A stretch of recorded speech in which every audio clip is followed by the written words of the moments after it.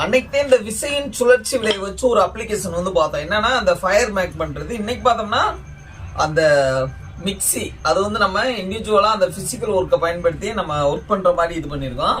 இது வந்து டிஃப்ரெண்டான அந்த சார் வந்து இருக்கு. இது பார்த்தோம்னா இந்த வேற டயத்துல யூஸ் பண்றது. இந்த இது வந்து என்னன்னா இந்த முட்டை ஆம்லேட் போடுறப்ப ஸ்டிர் பண்ணுவோம்ல, கலக்கிறக்காண்டி இது பண்ண டீனேச்சர் பண்ணணும் அந்த எக்கை வந்து. அதுக்கு வந்து பயங்கரமான ஸ்பீட்ல வந்து இதாகணும், அதுக்காண்டி வச்சிருக்கு.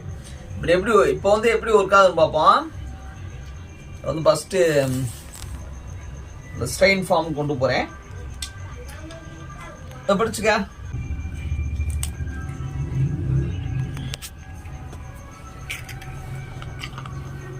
இது எதுக்குன்னா அந்த இது வந்து ஒயின் மேக் பண்றப்ப இது பண்ணி வச்சிருக்கோம். ஒயின் மேக் பண்றப்ப இது பண்றக்காண்டி வச்சிருக்கோம். என்னென்ன உப்பு போட்டுக்குருவோம்.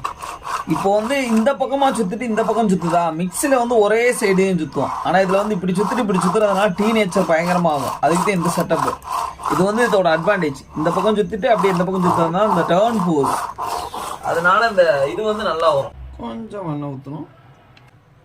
ஃபெர்மெண்டேஷன் நடந்தது எனக்கா இருக்கா. இப்போ பஃபியாக வரும். எடு